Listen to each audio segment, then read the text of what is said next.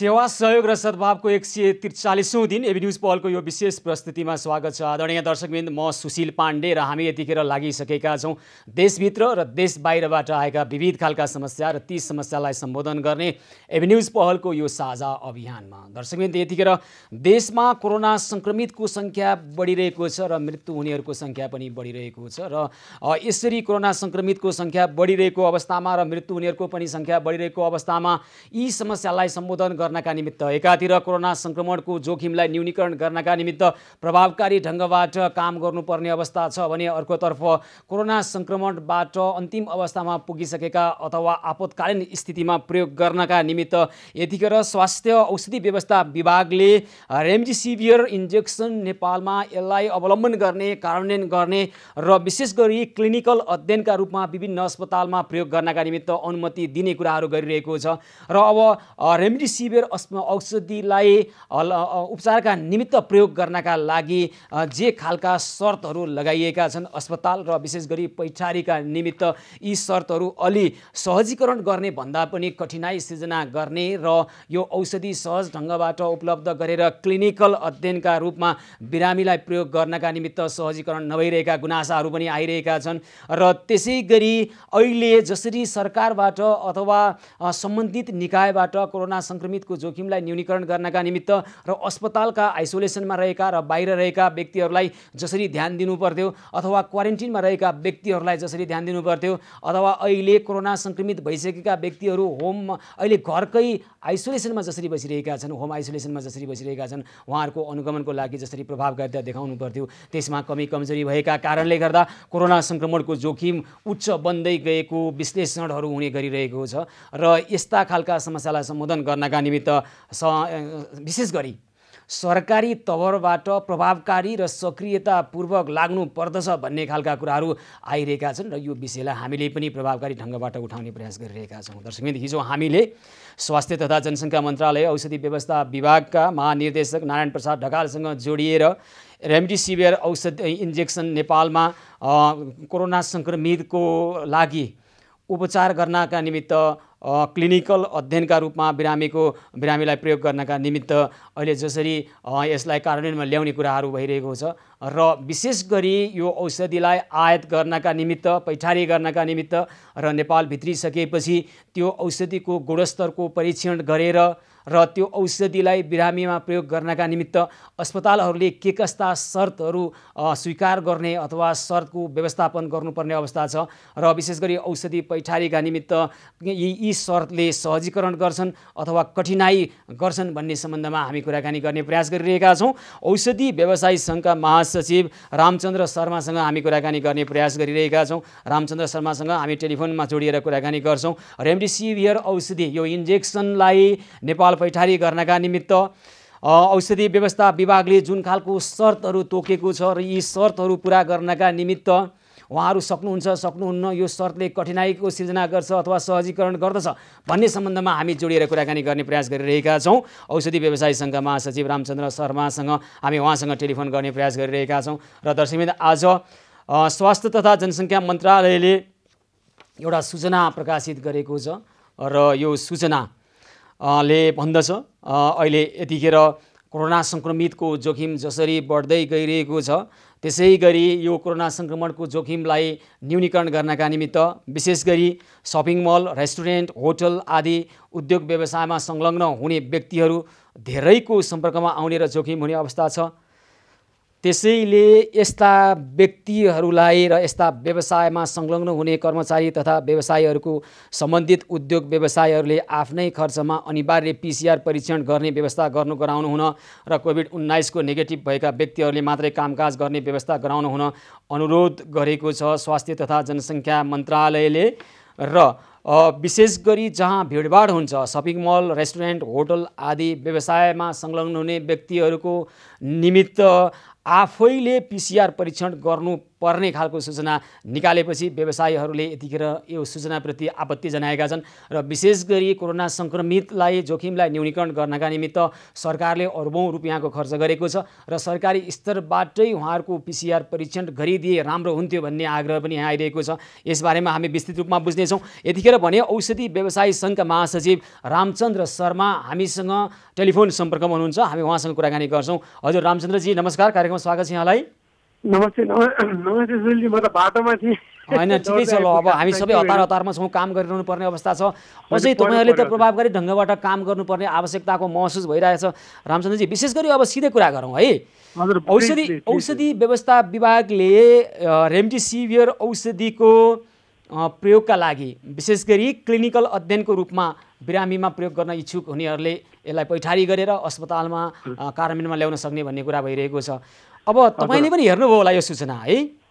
हजुर हजुर। यसको जुन शर्तहरू तोकिएको छ औषधि पैठारी गर्नको लागि नेपालमा आयात गर्नका निमित्त, यी शर्तहरू सहायक सिद्ध छन्, सहयोगी र सहजीकरणका लागि आएका हुन् अथवा यसले कठिनाइ सृजना गर्छन् औषधि भित्राउनका निमित्त?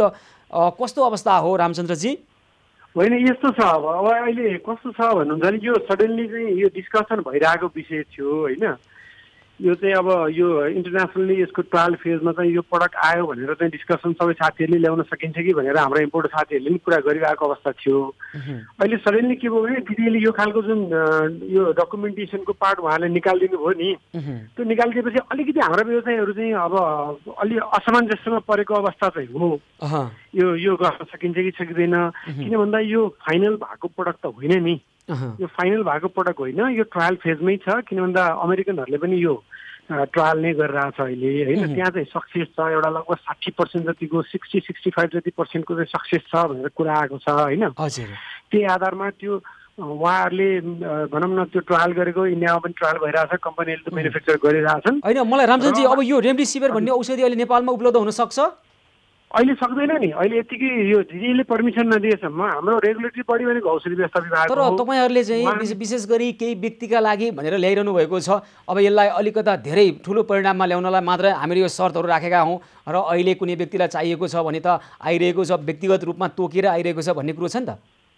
यस्तो छ नि, यो व्यक्तिगत रूपमा भनेको व्यक्तिगत इनिसिएसनमा इन्डियाबाट साथीहरूले ल्याउनु भएको आफैलाई चाहियो भने कसैले होइन, तर व्यावसायिकबाट चाहिँ व्यावसायिक रूपमा चाहिँ कसै साथीहरूले ल्याएको अवस्था होइन यो। र त्यसो भए यो शर्तहरूले तपाईँहरूलाई सहयोग गर्छ कि औषधि भित्राउनलाई कठिनाइ सृजना गर्छ त रामचन्द्रजी? यो अहिले यत्तिकै त सहज छैन, त्यो शर्तहरूले यत्तिकै सहज छैन। यसमा यो डिस्कसकै विषय छ, अझै बसेर छलफल गर्न भ्याइएको। मानिसहरू हिजै 8 जनाको मृत्यु भइरहेको छ, यसरी कोरोना सङ्क्रमितको मृत्यु हुने क्रम बढिरहेको छ। अब तपाईँहरू छलफलमा मात्रै बसिरहने होइन, हामी छलफलमा होइन नि। अब त कस्तो भने औषधि व्यवस्था विभाग भनेको हाम्रो रेगुलेटरी बडी हो होइन, उहाँहरूले हामीलाई पर्मिसन दिनु पऱ्यो, हाम्रो साथीहरू त ल्याउनको लागि तयार छन् नि। त्यसो भन्छ त्यही त म तपाईँलाई शर्त नामहरू पढेर सुनाउँछु है। यो औषधि ल्याउनको लागि र प्रयोग गर्नको लागि विशेष गरी क्लिनिकल अध्ययनको लागि अस्पतालले प्रयोग गर्नका निमित्त अध्ययनको आशय पत्र चाहिएको छ भनिएको छ, उल्लेखित औषधि सिफारिस गर्न चिकित्सकहरूको योग्यतासहितको विवरण चाहिएको छ भनिएको छ। त्यस्तै गरी हेर्नुहोस् त इनोभेटर ब्रान्ड र इनोभेटरसँग नन एक्सक्लुसिभ भोलेन्टरी लाइसेन्सिङ अग्रिमेन्ट गरी जेनेरिक उत्पादन गरेको वा सोसँगको क्षमता भएका औषधि र आवश्यक परिमाण तथा सम्बन्धित देशले निर्यात गर्ने प्रतिबद्धता व्यक्त गरेको भनिएको छ। यो त तपाईँहरू औषधि व्यवसायीहरू जसले पैठारी गरिरहनु भएको छ, निर्यात गरिरहनु आयात गरिरहनु भएको छ, उहाँहरूसँग पहिल्यै हुने कुरा हो भनिरहेको छ नि त औषधि व्यवस्था विभाग। त कहाँ हुनु, त्यो त हामीसँग हुने होइन नि हजुर। यो त चाहिँ कम्पनीले दिनुपर्ने हो होइन। यो ट्रायलको बेसमा त कम्पनीले के ट्रायल गरेर त्यहाँ कुनै डक्टरको लेखेको छ भने त्यो एउटा पार्ट होला। नेपालमा त अहिलेसम्म कसैले प्रिस्क्राइब नै गरेको छैन, कसैले लेख्नै पाएको छैन, त यहाँ कसरी चाहिँ हामीले ट्रायल गर्न सक्छौँ र यहाँ त होइन। हिजो मैले नारायण प्रसाद ढकालसँग कुरा गर्दा भोलिदेखि अथवा ढिलोमा पर्सिदेखि रेमडेसिभिर औषधि नेपालमा सङ्क्रमित भएका व्यक्तिलाई प्रयोगमा आउँछ भन्नुभएको थियो। यतिखेर हेर्नुहोस् त यो हामी व्यक्तिगत रूपमा पर्या भए अर्कै हुन्थ्यो। जो अहिले कोरोना सङ्क्रमित भएका घर परिवार हुनुहुन्छ उहाँहरूको लागि निकै गम्भीर विषय हो। यो गम्भीर विषयमा हेरचाह नै भइरहेको छ। म यहाँलाई एकदमै अनुरोध गर्छु, यो कुरा छिटोभन्दा छिटो हाम्रो औषधि व्यवस्था विभागलाई यो पर्मिसन दिएर सर्ट टर्मको रूपमा ट्रायलको बेसमा हामीलाई ल्याउन सकिन्छ भनेर उहाँहरूले दिनु पर्यो। हाम्रा व्यवसायीहरू ल्याउनको लागि तयार छन्। मैले एक शब्दमा त्यही भने। तर यो 6 वटा यो जुन छ नि यो शर्त चाहिँ तपाईँहरू पुरा गर्न सक्नुहुन्न? एक्ज्याक्टली सबै सर्तहरू अहिले पुरा हुन्छ जस्तो मलाई लाग्दैन। हामीले कम्पनीलाई भन्ने हो नि त, हामीले कम्पनीलाई भन्ने हो होइन। तर त्यो सुरुमा अब यहाँ ल्याएर डाक्टरले ग्यारेन्टी गर्न अहिले सक्दैन होला नि त। हाम्रो नेपालकै डाक्टर साहबहरूले ग्यारेन्टी गर्न सक्नुहुन्छ होला उहाँहरूले। त्यही त हामीले हिजो नारायण प्रसाद ढकाल जो चाहिँ औषधि व्यवस्था विभागका महानिर्देशक हुनुहुन्छ उहाँसँग कुरा गर्दा अब आजबाटै कम्तीमा आज साँझबाटै रेमडेसिभिर औषधि कोरोना सङ्क्रमित जो आपतकालीन स्थितिमा पुगेका छन् उहाँहरूलाई प्रयोग गर्न मिल्ने वातावरण बन्छ भन्नुभएको थियो हिजो। अब आज तपाईँले यसो भन्नु भएको छ। होइन यो गलत कुरा हो। यो आजको हिजो डिसिजन गरेर आज कसरी आउला र? यो त प्रक्रियागत रूपमा मगाउनु पर्यो। आजै मगाएर आयो भने आजको भोलि आउला भन्नु यो अति भयो रामचन्द्रजी। लौ न यो त अति भयो भन्नुहोस् त। हामी उहाँसँग कुराकानी गर्दा होइन यो त यहाँलाई म के अनुरोध गर्छु भने हाम्रो महानिर्देशकज्यूलाई फेरि यहाँहरूले चाहिँ भनिदिनु पर्यो हाम्रा व्यवसायी साथीहरू ल्याउनको लागि तयार छन् तर पर्मिसन दिनु पर्यो। पर्मिसन दिएपछि ल्याउन तयार छन्। तपाईँहरूले यो आशय पत्र सहितको एउटा हाल्नु पर्यो नि त प्रपोजल। हेर्नु त यहाँ अध्ययनको आशय पत्र लगायतका कुरा। हजुर यो इन्जेक्सन छ नि एउटा बुझिदिनु पर्यो तपाईँले। यो इन्जेक्सन सजिलो तरिकाले म्यानुफ्याक्चर त भएको छैन नि त। डकुमेन्टेसन त धेरै जसो सबै हुन्छ तर त्यो आशय पत्रका सबै पुगेन भने पनि त संसारमा अहिले ट्रायल भइरहेछ। अमेरिकन युएसएफडीएले चाहिँ एप्रुभ गरेर चाहिँ काम गरेर रामचन्द्रजी काम गरेर आयो भने यहाँ ल्याउन दिनु पर्यो। यी तमाम प्राविधिक विषय हाम्रा दर्शकलाई चासोको विषय होइन, जान्दा पनि जान्दैनन् है। हामीलाई चासोको विषय के हो भने तपाईँहरूका के गर्ने मिलाउने मिलाउनुहोस्। नेपाली जनता जो कोरोना संक्रमितको आपतकालीन अवस्थामा पुगेका छन् रेमडेसिभिर औषध चाहियो, यति चाहियो हामीलाई ल भन्नुहोस्। एकदम थ्याङ्क यू भेरी मच। तपाईँले भनेको एकदम राम्रो कुरा हो। हामी त्यसको लागि तयारीमा छौँ। हाम्रा साथीहरू ल्याउन कहिलेसम्ममा भने कहिलेसम्ममा तपाईँहरू अरू विषय भावे जानुहुन्थ्यो होला डेलिगेसन यो त्यो ठुलो नाफाको विषय भावे यो नाफाको विषय रहेनछ कि के हो त्यस कारण तपाईँहरू पनि चुपचाप हुनुहुन्छ। छलफल भइरहेछ यो छलफल भइरहेछ। हामीलाई चाहिँ के भने उहाँहरूले अथोरिटी नदिएसम्म हामीले ल्याउन मिल्दैन। डकुमेन्टेसनका मोस्ट अफ दि पार्टहरू चाहिँ पुरा छन्। अब केही पुगेको छैन भने कन्सिडर गर्ने गरी चाहिँ ल्याउन दिनु पर्यो। अनि जानुहोस् न त भोलि बिहानै औषधि व्यवसायहरू डेलिगेसन जानुहोस् के गर्नुपर्छ गर्नुहोस्। कति छिटो हुनसक्छ जति छिटो हुनसक्छ त्यति छिटो कोरोना सङ्क्रमितलाई बचाउनको लागि रेमडेसिभिर औषध दिन थालौँ। डेफिनेटली ल्याउनु पर्यो। इम्पोर्ट गरौँ। हामी कहाँ म्यानुफ्याक्चर होइन। हामी छिटोभन्दा छिटो चाहिँ इम्पोर्ट गरेर ल्याउँ। इम्पोर्टमै रेगुलेटरी बडी भनेको डिडिए हो। उहाँहरूले पर्मिसन दिन चाहिँ छिटोभन्दा छिटो गरिदिनु पर्यो। ल कति समय लाग्ला त आङ्कलन गर्नुहोस् त रामचन्द्रजी। अब यो चाहिँ मलाई जस्तो यदि नारायण सरले हिजो तपाईँसँग त्यो भन्नुभएको छ भने प्रत्यक्ष भन्नुभएको छ लाखौँ दर्शकले हेर्नु भएको छ होइन त्यही भने यदि भन्नुभएको छ भने चाहिँ मलाई लाग्छ यो उहाँहरूको भोलि एकपल्ट कुरा हुन्छ होइन। भोलि हामी एकपल्ट जाँदैछौँ। भोलि कुरा हुन्छ उहाँहरूले पर्मिसन दिनु भने त अर्को हप्ता आइहाल्छ नि सामान त। ल अब अर्को हप्तामा प्रत्येक दिन 8-10 जनाको मृत्यु हुन थाल्यो हिजोबाट। अनि अब अर्को हप्तामा कतिजनाको मृत्यु भइसक्छ। अनि के हेल्सपलाई हो तपाईँहरूको के हो यो? यस्तो पाण्डेजीमा एउटा हजुरलाई अनुरोध गरौँ। यो चाहिँ कस्तो भने क्रिटिकल केयरमा मात्रै युज हुने चाहिँ आइभी हो यो फेरि यो जो पनि 8 जनाको मृत्यु भयो हिजो है। हजुर 8 जनाको मृत्यु भयो क्रिटिकल कन्डिसनमा नपुगिकन मृत्यु भयो त होइन। पहिले मैले भनेको कम्तीमा हिजो 8 जनालाई प्रयोग गर्न सकिन्थ्यो नबस्थे कि। अब हाम्रो चाहिँ यस्तो छ त्यसो भए चाहिँ मेडिकल काउन्सिलको हाम्रो डाक्टर साहबहरूलाई चाहिँ तुरुन्त हामीलाई चाहियो यो बिना चाहिँ हामीले बचाउन सक्दैनौँ भन्दा हामीलाई लेखेर फटाफट हामीले दिनु पर्यो हामीलाई। उहाँहरूले हामी चाहिँ तुरुन्त 3 दिनमा ल्याउन सकिन्छ। त्यस्तो भयो भने त हामी 3 दिनमा ल्याउन सक्छौँ। जहाजबाट आउने हो पर्मिसन दिनु पर्यो गभर्मेन्टले। हामी 3 दिनमा ल्याउन सक्छौँ। तपाईँहरूले ल्याउँदा चाहिँ कहाँबाट ल्याउनुहुन्छ? विशेष गरी भारतबाट? इन्डियाबाट अहिले भारतबाटै ल्याउँछौँ हामीले। अहिले त भारतबाटै आउने हो। सजिलो उपाय चाहिँ भारतबाट। कम्तीमा 3 दिनको टाइम दियो भने आउन सक्छ। बाई एयर आउनु पर्यो। गभर्मेन्टले फेसिलिटेट गरिदिनु पर्यो। 3 दिनमा आउन सक्छ साथीहरूलाई पर्मिसन दियो भने। होइन सरकारले त सहजीकरण गर्छौँ हामी यसमा असहजीकरण र कठिनाइ किन उत्पन्न गर्नुपर्नेछ र भन्ने कुरा हामीसँग प्रत्यक्ष जोडिएर त्यहाँका महानिर्देशकले भनिसक्नुभयो विभागका महानिर्देशकले है। जस्तो छैन हजुर यहाँले बुझाए जस्तो त्यहाँबाट पर्मिसन लिन त्यति सजिलो छैन। यो त यसो गर्ने हो भने त हेर्नुहोस् तपाईँहरू सबैलाई ठुलो आरोप लाग्नेवाला छ। म त्यो आरोप अहिले लाउन चाहन्न। तपाईँहरू सबैलाई ठुलो आरोप लाग्छ। तपाईँहरूले सुन्नुहोस् न बेला भइसक्यो। हिजै 8 जनामा प्रयोग गर्न सकिन्थ्यो। योभन्दा अगाडि नै किन प्रयास भएन? भारतमा प्रयोग भइरहेको छ। अमेरिकामा धेरै अगाडिदेखि प्रयोग भइरहेको हो। अनि बङ्गलादेशमा प्रयोग भइरहेको छ। अनि किन के को लागि ढिलाइ भइरहेको छ? होइन यो चाहिँ रेगुलेटरी अथोरिटीले कार्य हो। त्यहीँबाटै ढिला भइरहेको यो। उहाँहरूले पनि यो ट्रायल भएको हुनाले हामी सबैलाई भनिरहेका छौँ। औषधि व्यवसायहरूलाई पनि भनिरहेका छौँ। तपाईँले भने जस्तो नियमनकारी निकायलाई पनि भनिरहेका छौँ। समग्र सरकार र राज्यलाई भनिरहेका छौँ सोधिरहेका छौँ। के हेरेर बस्या भने अहिलेसम्म ल आइसकेपछि पनि अब तपाईँहरू भन्नुहुन्छ होइन तपाईँसँग आग्रह रामचन्द्रजी के हो भने तपाईँहरू नै पहल गर्नुहोस् न भने के यो त मानवताको लागि हो नि त। सर म एउटा भन्छु पहल 100% भएको छ पाण्डेजी। हाम्रो 100% हामीले पहल गरेका छौँ। कुनै कसर राखेको छैन। बाँकी मात्र के भने पर्मिसनलाई वेट गरेको हो। पर्मिसन वेट भएको भए 2-3 वटा कम्पनीको अहिलेसम्म आइसक्यो हुन्थ्यो। अब उहाँले दिनुभएको छैन। दिन लगाउनु पर्यो। तपाईँहरूले पनि प्रेसर दिनु पर्यो, हामी पनि प्रेसर दिन्छौँ। हामी भोलि जाँदैछौँ डिडीमा। किन नदिया किन तपाईँलाई के लाग्छ? यो मलाई अब ठ्याक्कै हेर्नु यस्तो छ कि फेरि कस्तो हुन्छ नि, यो जुन कम्पनीले पर्मिसनको लागि डकुमेन्टेसनहरू गरेको हुन्छ नि, उहाँहरूलाई यसको डेप्थ थाहा हुन्छ। कति कुराहरू मलाई पनि थाहा हुँदैन, टेक्निकल कुराहरू सबै त। हामीलाई एउटा आशंका छ, यो ठुलो नाफाको विषय भयो, औषधि व्यवसायहरू पनि तात्थे, अनि सरकारले पनि कमिसन ठुलै पाउने भए छिटो गर्थ्यो। यहाँ समस्या उहाँहरूको होइन, त्यसकारण उहाँहरूलाई कुनै नाफासाफा कमिसन समिसनको खेल छैन, त्यसकारण गर्दै गरौँला भन्ने किसिमबाट काम भइरहेको छ र नेपाली जनतामाथि अपराध भइरहेको छ भनेर मैले यहाँबाट भनौँ नभनौँ। यो एकदम गलत कुरा हुन्छ। तपाईँले गलत आरोप लाउनुहुन्छ। आज औषधि व्यवसायीहरूले गरेको कन्ट्रिब्युसन तपाईँले हेर्नुहुन्छ यो बेलामा भने त्यो जस्तो एप्रिसिएसन कसको छ भन्नुहोस् त। हामीले कहाँ औषधिले रोकेका छौँ, मात्र यो नयाँ प्रयोग भएको चाहिँ औषधि मात्र। रामचन्द्रजी, यो पनि नयाँ प्रयोग भएको औषधि छिटोभन्दा तपाईँकै घरमा, हाम्रै घरमा, कसै घरमा बाबा यसको गम्भीरता बुझिन्थ्यो होला। हुन त यस्तो उदाहरण म दिन चाहिरहेको छैन। यहाँ म तपाईँलाई भनौँ, अस्ति त साथीहरूले एयर लिफ्टिङ गरेर पनि ल्याउनु भयो, सक्नेले त्यो लगाउनु भयो भन्ने पनि त कुरा आयो नि हामी कहाँ। यहाँ तपाईँहरूकै उसबाट सक्ने मात्रै बाँच्ने त अब यो मुलुकमा भने नसक्ने अब के गर्ने? त्यही भने हो, त्यसको लागि गभर्मेन्टले पर्मिसन दिनु पर्यो नि हजुर।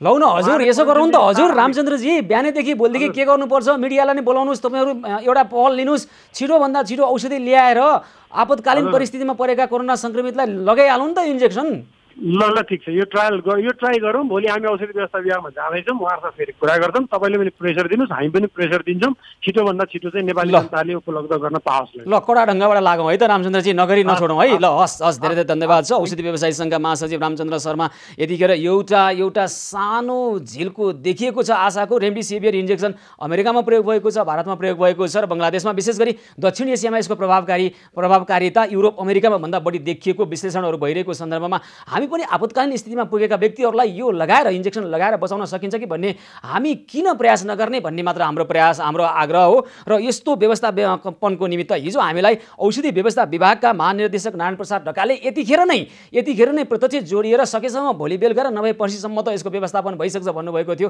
तर अहिलेसम्म केही पनि भएको रहेनछ। नारायण प्रसाद ढकालसँग पनि हामी जोडिएर कुराकानी गर्ने प्रयास गर्छौँ र हामी प्रत्येक ठाउँबाट सम्बन्धित निकायलाई आग्रह गरिरहेका छौँ यो खालको व्यवस्थापन गर्नका निमित्त किन ढिलाइ भइरहेको हो र यो ढिलाइले धेरैको ज्यान जान सक्छ। त्यसकारण यसमा अलि बढी गम्भीरतापूर्वक, अलि बढी संवेदनशील भएर, अलि बढी मानवतापूर्ण ढङ्गबाट सोचेर छिटोभन्दा छिटो रेमडेसिभियर इन्जेक्सन नेपाली कोरोना सङ्क्रमित व्यक्तिहरूलाई दिनका निमित्त, व्यवस्थापन गर्नका निमित्त पहल होस्, हाम्रो यो अपेक्षा आग्रह छ। र यो अब रामबाण होइन भन्ने कुरो त आएको छ, तर आपतकालीन स्थितिमा पुगेका व्यक्तिलाई यसले धेरै सहयोग हुन सक्छ। हामी यसको लागि आग्रह गरिरहेका छौँ र यस्तै तथ्यहरूले र अहिले पनि स्वास्थ्य तथा जनसङ्ख्या मन्त्रालयले जुन खालको सूचना निकालेको छ, जुन व्यवसायमा संलग्न हुने व्यक्तिहरू हुनुहुन्छ र उहाँहरूले कोरोना सङ्क्रमित फैलाउन सक्नुहुन्छ, ती सङ्क्रमण फैलन सक्ने स्थानका त्यहाँका उद्योग व्यवसायीहरूले नै यतिखेर PCR परीक्षण गर्ने र व्यक्तिगत निजी तवरबाट यसरी उपचार अथवा कोरोना सङ्क्रमणको कोरोना सङ्क्रमण छ कि छैन भनेर PCR परीक्षण गर्नुपर्ने, आफैले गर्नुपर्ने खालको जुन सूचना, जुन खबर यतिखेर स्वास्थ्य तथा जनसङ्ख्या मन्त्रालयले निकालेको छ, यसले चाहिँ सरकार बिस्तारै जनस्वास्थ्यको महत्त्वपूर्ण र प्राथमिक उपचारका भन्दाबाट टाढा जाँदैछ भन्ने खालको प्रमाण यसले पेश गरिरहेको छ। नेपालको संविधानको धारा 35मा स्पष्ट व्यवस्था गरिएको छ, नेपाली सार्वभौम सत्ता सम्पन्न नेपाली नागरिक कुनै पनि आधारभूत औषधि उपचारबाट वञ्चित हुने छैनन् र जस्तोसुकै आपतकालीन सङ्कटकालीको अवस्था नेपालमा आए पनि यो धारा निलम्बन हुने छैन भनेर स्पष्ट भनिएको छ। तर स्वास्थ्य तथा जनसङ्ख्या मन्त्रालयले एउटा सूचना निकाल्छ र व्यवसायीहरूलाई आग्रह गर्छ, आफै गर्ने भए गर, सरकारले गर्दैन, यो के हो सरकार भन्न खोजेको के हो? यति भन्न सकिन्थ्यो, जसले यसमा सहयोग गर्न सकिन्छ, उद्योग व्यवसायीहरूले आफ्नो उद्योगमा व्यवसायमा लगाइएका कर्मचारीहरूको आफै परीक्षण गर्न सकेसम्म परीक्षण गरेर सरकारलाई सहयोग गर्नु, नत्र हामी व्यवस्थापन गर्छौँ भन्नुपर्ने ठाउँमा सरकार यसरी जनताको जनस्वास्थ्यको चासोबाट किन टाढिँदैछ? हामी यो प्रश्न गरिरहेका छौँ। यसको शाब्दिक उत्तर हामीलाई चाहिएको छैन सरकार, हामीलाई केवल व्यवहारिक उत्तर चाहिएको छ।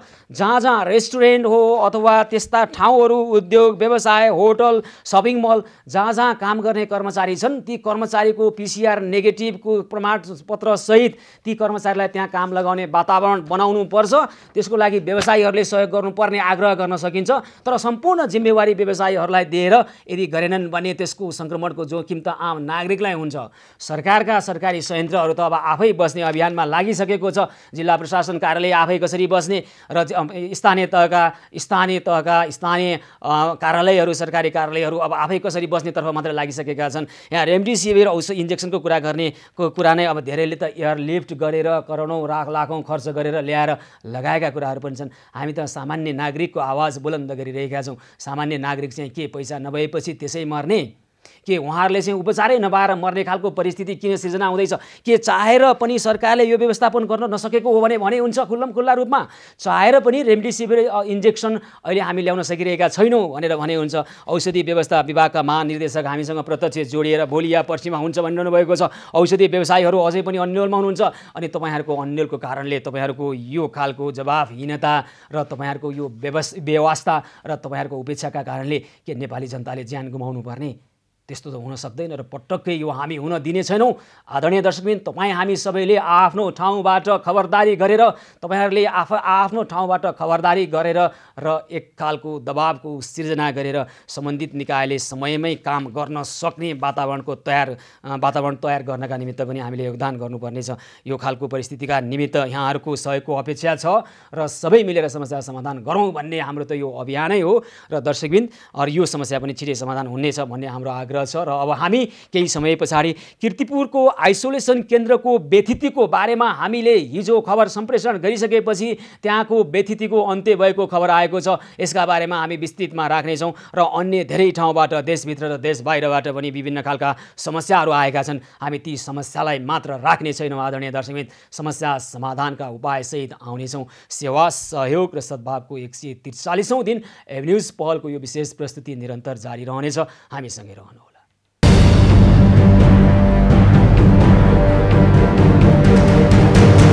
सेवा, सहयोग र सद्भावको 143औं दिन एभन्यूज पहलको यो विशेष प्रस्तुतिमा पुनः स्वागत छ। आदरणीय दर्शकबिन, हामी लागिरहेका छौँ यतिखेर देशभित्र र देश बाहिरबाट पनि आएका विविध खालका समस्या र ती समस्यालाई सम्बोधन गर्नका निमित्त एभन्यूज पहलको यो साझा अभियानमा। दर्शकबिन, हिजो हामीलाई कीर्तिपुरको आयुर्वेदिक अस्पतालमा अहिले कोरोना सङ्क्रमितहरूका निमित्त राख्नका लागि बनाइएको आइसोलेसन केन्द्रबाट मदन प्रसाद शाहले फोन गर्नुभएको थियो र जनकपुर स्थायी घर हुनुभएका मदन प्रसाद शाहले त्यहाँको स्थितिको बारेमा हामीलाई जानकारी गराउनु भएको थियो। त्यहाँ बिहान 10 बजेतिर थोरै चना, त्यही पनि तातो पानीमा उमालेको खानै नसकिने खालको चना दिने गरेको र बिहानको खाना मध्याह 2 बजे त्यही पनि निकै अमिलो खान नसक्ने स्थितिको र 6 बजे चिया बिस्कुट र 10 बजे त्यस्तै खालको खाना दिने गरेको र बालबच्चाहरू भोकै मर्ने स्थिति आइसकेको र वृद्धहरूलाई निकै कठिनाइ परेको हामीलाई खबर गरिसकेपछि हामीले तत्काल कीर्तिपुर नगरपालिकाका मेयरसँग कुराकानी गर्ने प्रयास गऱ्यौँ। मेयरले कुनै प्रतिक्रिया नजनाइसकेपछि हामीले काठमाडौँका प्रमुख जिल्ला अधिकारी जनकराज दाहालसँग टेलिफोनमा जोडिएर कुराकानी गऱ्यौँ र जनकराज दाहालले म छिटोभन्दा छिटो यो समस्या समाधान गर्छु भनेर हिजो हामीलाई उहाँले प्रतिबद्धता जनाएअनुसार आज हामीले पुनः मदन प्रसाद शाहसँग कुराकानी गरेका थियौँ र उहाँले आज बिहानै 7 बजे नै बिहानको चिया नास्ता, त्यसपछि 10 बजे बिहानको खाना, 2 बजे खाजा र साँझ राम्रै खालको खाना दिएको खबर गर्नुभएको छ र यसको अर्थ आइसोलेसन केन्द्रमा जुन व्यथिति थियो यो सुधारिएको छ र सुधार्नका निमित्त सहयोग गर्नुहुने काठमाडौँका प्रमुख जिल्ला अधिकारी जनकराज दाहाललाई हामी हार्दिक आभार र धन्यवाद भन्न चाहन्छौँ। र एउटा कुरा यहाँबाट प्रमाणित भएको छ, उहाँहरूले आफ्नो समस्या राखिसकेपछि र पहल सुरु भएपछि समस्याको समाधान त हुँदो रहेछ, अनि कामै गर्न नसकेर 2 बजे खाना दिएको त होइन रहेछ। त्यहाँ अलिकता उपेक्षा गरेर व्यवस्था गरेर यो परिस्थिति सिर्जना भएको रहेछ र आजबाट यो समस्या सुध्रिएको खबर हामीले प्राप्त गरेका छौँ। मदन प्रसाद शाहसँग जोडिएर कुराकानी गर्ने प्रयास हामीले अहिले गरेका छौँ, तर उहाँ चाहिँ अहिले आराम गरिसक्नु भएको कारणले हामी उहाँलाई अहिले डिस्टर्ब गर्न चाहेका छैनौँ। कोरोना सङ्क्रमणको एकजना सङ्क्रमित व्यक्तिलाई उहाँलाई अहिले आरामको जरुरत हुनसक्छ। हाम्रो चासोको विषय कीर्तिपुरको आइसोलेसन केन्द्र सुध्रे कि सुध्रेन भन्ने मात्रै हो। सुध्रिरहेको खबर, सुध्रिसकेको खबर हामीले प्राप्त गरेका छौँ र हामी पुनः यसलाई फलोअप गर्छौँ। कीर्तिपुरको आइसोलेसन केन्द्र मात्रै होइन, देशभरिका आइसोलेसन केन्द्र जहाँ समस्या छन् ती समस्या समाधान गर्नको लागि हामी पनि पहल गर्छौँ र हामी यो आग्रह गरिरहेका छौँ, यदि तपाईँहरूसँग यी यस्ता खालका समस्या छन् भने यी समस्या समाधान गर्नका निमित्त आफै पहल गर्नुहोस्। तपाईँहरू सक्नुहुन्न हामीलाई भन्नुहोस् र हामी सबैलाई सम्बन्धित निकायलाई भनेर समस्याको समाधान गराएरै छाड्छौँ। र त्यसै गरी आदरणीय दर्शकवृन्द, हिजो हामीलाई कैलालीको गोदावरी नगरपालिका 2 गेटाबाट धनमती कुँवरले टेलिफोन गरेर रुँदै आफ्नो पीडा राख्नुभएको थियो। घरमा खाद्यान्न नभएको, अहिले घर पछि माइती पछि कसैले नहेरेको, बालबच्चाहरूलाई खानेकुरा नभएको, घरमा ग्यास सकिएको, आफू बिरामी परेको र बालबच्चालाई पढाउन पनि नसकेको र उहाँले एउटा गम्भीर कुरा गर्नुभएको थियो।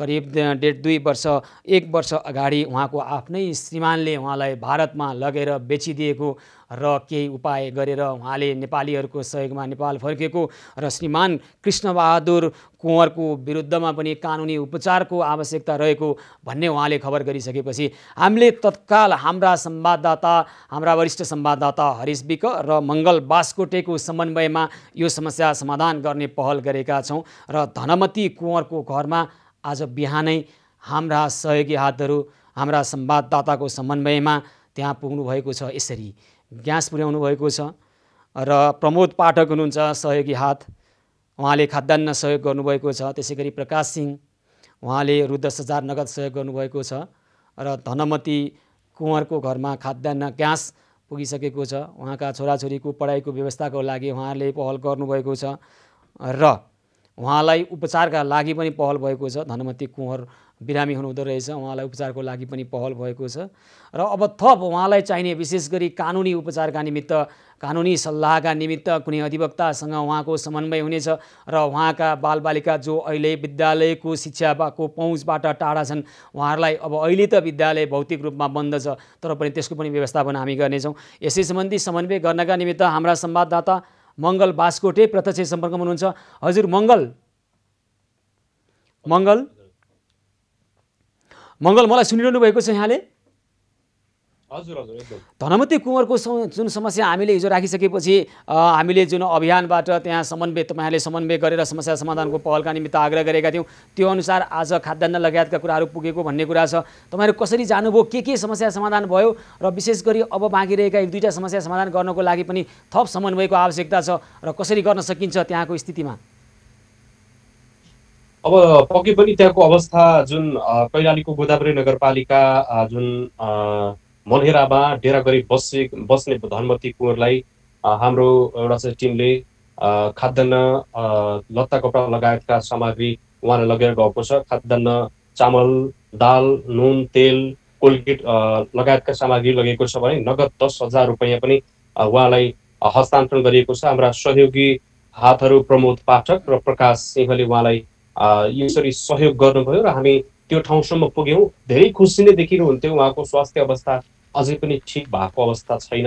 हामीले केही मात्रामा उहाँलाई सहयोग गर्ने आश्वासन दियौँ र गऱ्यौँ पनि। जे होस्, केही मुहारमा खुसी देखिए तापनि भित्रबाट अलिकता कता दुःखी महसुस उहाँलाई देख्यौँ हामीले। त्यहाँको उहाँको स्वास्थ्य अवस्थाको विषयमा पनि बुझ्दाखेरि त्यहाँको नगरपालिकासँग प्रत्यक्ष कुराकानी गऱ्यौँ। गोदावरी नगरपालिकाको उपमेयर रत्ना कडायज्यूसँग हामीले कुराकानी गर्दा उहाँले एउटा स्वास्थ्य संयोजकको टोली पठाउनु भयो र हामीले उहाँलाई तत्कालै सेती अञ्चल अस्पतालमा एम्बुलेन्समा लगेर जाने कुरा गरेका थियौँ। उहाँले आफूले मेरो आमा आउँदै हुनुहुन्छ, आमाको साथमा जान चाहन्छु, अलि मलाई केही समस्या हुँदा ओहोर दोहोर गर्न चाहिन्छ भनेर उहाँले अलिकता त्यो भन्नुभयो। हामीले त्यहाँसम्म समन्वय गरे अवस्था छ। मङ्गल, अब यतिखेर उहाँले हिजो एउटा गम्भीर समस्या राख्नुभएको थियो। 1 वर्ष अगाडि उहाँलाई उहाँकै आफ्नै श्रीमानले भारतमा लगेर बेचेर फर्केको र पछि उहाँले नेपालीहरूको सहयोगमा आफू आएको र अहिले कानुनी उपचार खोज्न चाहन्छु भन्नुभएको थियो। यो सम्बन्धमा कुनै अधिवक्तासँग निःशुल्क रूपमा उहाँलाई कानुनी उपचारका निमित्त पहल गर्नु छ र उहाँको बालबालिका जो अहिले विद्यालय शिक्षाको पहुँचबाट टाढा हुनुहुन्छ, विद्यालयसम्म पुर्याउने खालको अथवा उहाँलाई शिक्षा दीक्षाको व्यवस्थाको लागि पनि समन्वय गर्नु छ। हुन त यतिखेर अहिले विद्यालयहरू बन्द छन् होइन, त्यसका निमित्त के पहल सुरु गर्नुभयो यहाँहरूले? पक्कै पनि यहाँले भने जस्तै उहाँलाई 1 वर्ष अगाडि एउटा चाहिँ भारतको तपाईँको उत्तराञ्चलमा लगेर उनको श्रीमानले केही पैसा लिएर धरौटीमा राखे अथवा बिक्री गरे स्वरूप त्यहाँ छोडेर आएको र यतातिर आउँदाखेरि एउटा चाहिँ त्यहाँको इन्डियन महिलाको सहायताले उहाँ आफ्नो घरसम्म अथवा नेपालसम्म आइपुगेको र माइती नेपालको सहायतामा नेपाल पुग्नु भएको रहेछ। यो हामीले बुझ्दाखेरि निकै दर्दनाक अवस्था छ। उहाँको श्रीमानसँग पनि हामीले सम्पर्क गर्न खोज्यौँ, कहिले 2 महिनामा 3 महिनामा आउने, आइसके पश्चात पनि विभिन्न खालका आरोप प्रत्यारोप लगाउने, कुटपिट गर्ने, अनि त्यही बिरामी हुनुहुन्छ त्यही माथि कुटपिट गरेर ज्यान मार्नेसम्मका धम्की दिने खालका अभिव्यक्तिहरू आउँदो रहेछन्। अनि अर्को कुरा उहाँले एकदमै दुःख कुरा भन्नुपर्छ, केही वर्ष अगाडिदेखि उहाँको जेठाजु अथवा पहाड हुँदाखेरि उहाँको पहाड हुँदाखेरि जेठाजु देवरले पनि यौन दुरुपयोग गर्ने, कहिलेकाहीँ बलात्कारको प्रयास गर्ने अथवा त्यस्ता खालका क्रियाकलाप गर्दा अलिकता प्रतिकार गर्न खोजे मारिदिन्छु भन्ने खालका अभिव्यक्तिहरू पनि उहाँको घर परिवारबाट आएको हामीले उहाँकै मुखारबिन्दबाट सुन्यौँ। निकै दर्दनाक अवस्था छ अहिलेको अवस्था भनेको। उहाँलाई मलाई कानुनी न्याय भनेको मेरो श्रीमानसँग म बस्न सक्दैन, अब म यदि बाँचुन्जेल यदि बाँचे मरिहाले पनि मरिहाले। मङ्गल एकदमै संवेदनशील कुरा तपाईँले उठाउनु भएको छ, उहाँले राख्नु भएको छ। छिटोभन्दा छिटो ती दोषीहरूलाई कानुनी कारबाहीको कठघरामा ल्याउनका निमित्त समन्वय गरि नै हालौँ र उहाँमाथि परेका कुनै पनि अन्यायका विरुद्धमा तपाईँहरूले त्यहाँ पहल गरेर छिटोभन्दा छिटो ती दोषीहरू, घर परिवारका अन्य व्यक्तिहरू र उहाँको श्रीमानको पनि उहाँले जे कुरा राख्नुभएको छ र भोलि एउटा कानुनी प्रक्रियामा गइसकेपछि फैसला गर्ने निकाय अदालत छ, सम्मानित अदालतले फैसला गर्ला, न्याय दिन्छ भन्ने हाम्रो अपेक्षा छ। र हामीले चाहिँ अहिले गर्ने भनेको उहाँलाई कानुनी प्रक्रियामा न्यायका निमित्त न्यायको ढोकासम्म पुर्याउने र उहाँलाई सहयोग गर्ने हो। यसका निमित्त छिटोभन्दा छिटो मङ्गल कति दिन लाग्छ उहाँलाई? अघि उहाँले भने जस्तो, तपाईँले भने जस्तो अब त्यहाँका घर परिवारका जेठाजुहरूले गर्ने गरेको यौन दुर्व्यवहारका कुरा र उहाँकी श्रीमानले गरेको यो अवस्थाको कुरामा छिटोभन्दा छिटो ती व्यक्तिहरूलाई मुद्दा दायर गरेर कानुनी प्रक्रियामा लैजानको लागि कति समय लाग्छ भन्नुहोस् त? हामीले यस विषयमा आजै पनि केही त्यहाँका अधिवक्ताहरूसँग अथवा कानुनी परामर्शदाताहरूसँग हामीले कुराकानी गर्यौँ। नगरपालिकासँग प्रत्यक्ष कुराकानी गर्दाखेरि अब केही समयको कुरा हो, यसमा चाहिँ हामी लाग्छौँ भन्ने खालको उहाँले पनि कुरा गर्नुभएको छ। हाम्रो एभिन्युजको सुदूरपश्चिम ब्युरो प्रमुख हरिश विकज्यूले पनि जस उहाँबाट पहल कदमी गरिराख्नु भएको छ। आज उहाँले मात्रै केही अधिवक्ताहरूसँग भेट्ने कार्यक्रम छ मङ्गल भनेर मलाई जानकारी गराउनु। ल अब यसो गरौँ मङ्गल, छिटोभन्दा छिटो यो समस्या सुशील, हामी भोलिबाट नै यो प्रक्रिया सुरु गर्छौँ र उहाँलाई कानुनी उपचार, कानुनी न्यायका निमित्त हामी तत्पर छौँ। हस् ल, छिटोभन्दा छिटो यो हामीले हाम्रा दर्शकहरूलाई खबर सम्प्रेषण गर्न पाऊँ।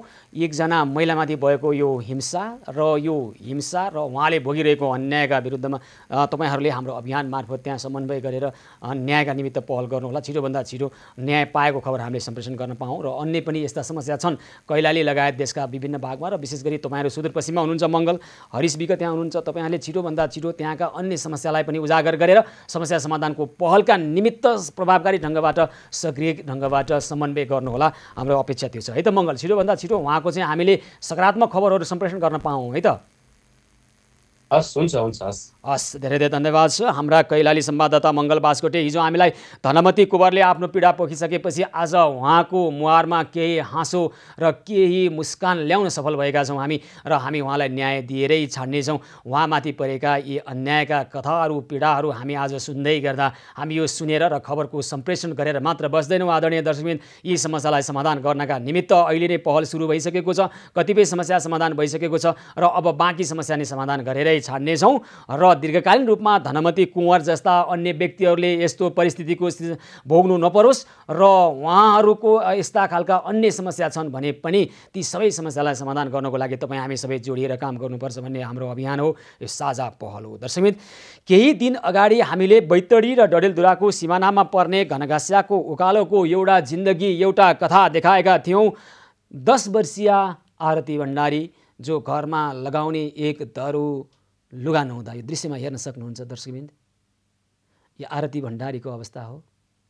उनले आफ्नो लाज छोप्नको लागि घरमा एक धरो लुगा पाएकी छैनन् र यो अवस्था देखिसकेपछि यो लुगा उनले जुन लगाइरहेकी छिन्, यसबाहेक उनको लगाउने लुगा केही पनि थिएन, कपडा केही पनि थिएन।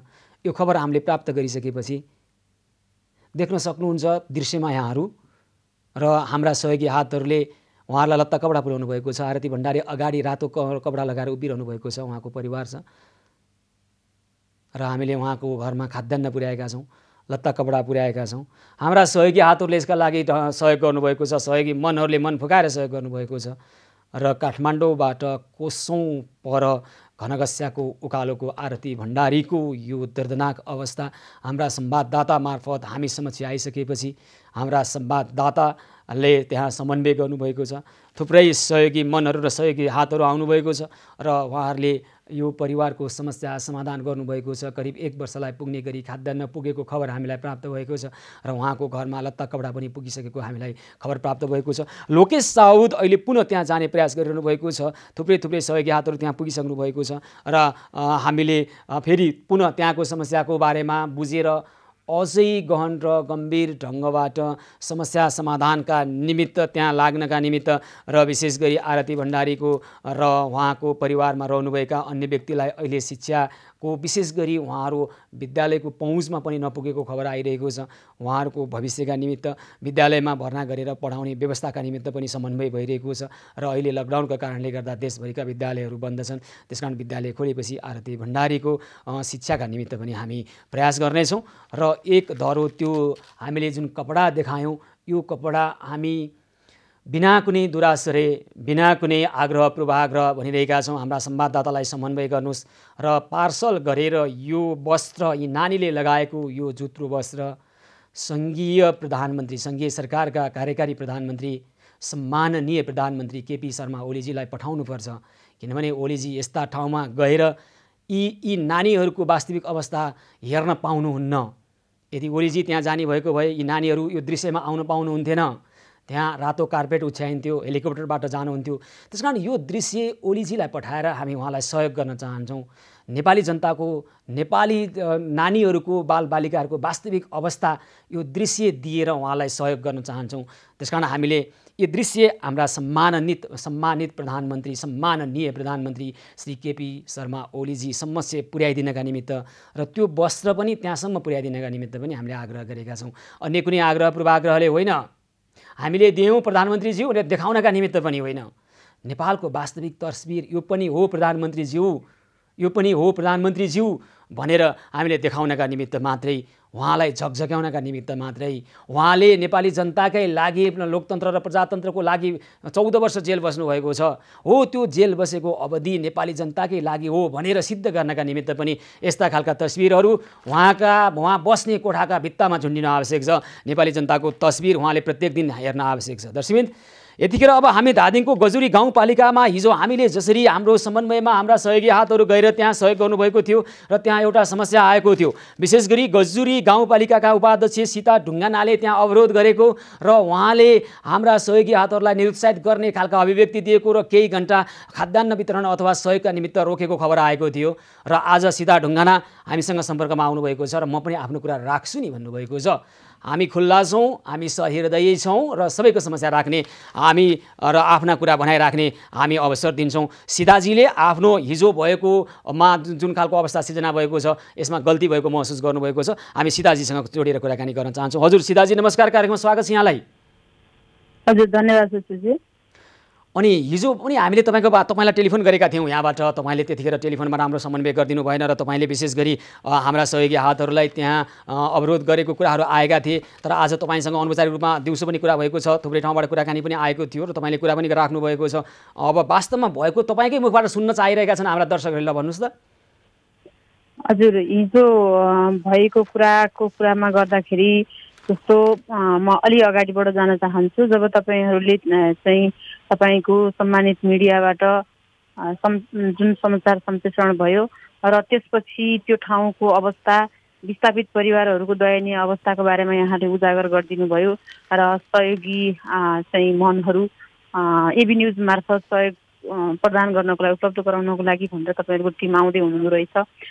यो कुरा थाहा हुनलाई मेरो सम्पर्कमा तपाईँको टिम, एबी न्युजको टिम मेरो सम्पर्कमा आउनु भएपछि मैले चाहिँ हिजो उहाँहरूसँग गरेको कुरा भनेको चाहिँ यो हामी फुड ब्याङ्क मार्फत हामी चाहिँ राहत वितरण गर्ने काम हामी चाहिँ गजुरी गाउँपालिकाले स्थापना गरेको 2076 चैतको 20 गते स्थापना गरेको फुड ब्याङ्क मार्फत हामीले अहिलेसम्म चाहिँ कोरोना र पहिरोको जोखिमबाट, बाढी पहिरोको जोखिमबाट विस्थापित परिवारहरूलाई हामीले चाहिँ त्यस्ता विषम परिस्थितिबाट चाहिँ उब्जिएका, विशेष गरी खाद्यान्न अभावका कारणले चाहिँ चुलो निम्न पुगेका परिवारहरूको चुलो बाल्ने काम हामी फुड ब्याङ्क मार्फत गरिरहेका छौँ।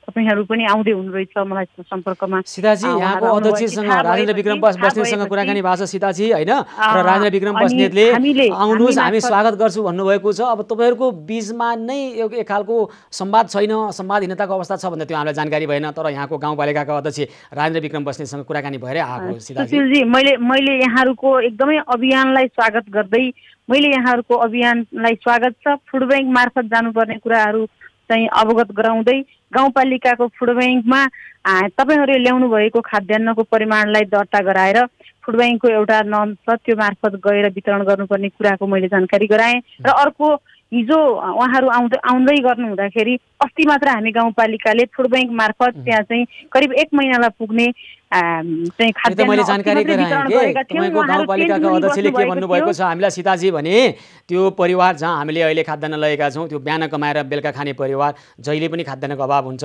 त्यसकारण आउनुहोस् स्वागत छ भनेपछि हामी गएका हौँ, त्यतातिर बढी कुरा नगरौँ। र तपाईँले जसरी त्यहाँ अवरोध गर्नुभयो भन्ने कुरा आयो यसबारेमा तपाईँले महसुस गर्नुभएको मेरो पनि कुरा हो। उहाँहरू बिहान कमाएर बेलुका खाने नै परिवार हो, तर अस्ति मात्र हामीले त्यहाँ खाद्यान्न वितरण गरेको कुरा मैले अवगत गराउँदै हामी फुड ब्याङ्क पनि किन चाहिँ स्थापना गरेका थियौँ त भन्दाखेरि खाद्यान्न वितरण गरेका राहत वितरण प्रणालीलाई हामीले एकद्वार प्रणालीबाट वितरण गर्ने र जहाँ चाहिँ दोहोरोपना हुनबाट रोक्ने। सीताजी अब अन्त्यमा के भन्नु छ, यसरी हामीले अभियान मार्फत त्यहाँ चामल बाँड्दिएकोमा तपाईँको चित्त दुखाइ हो?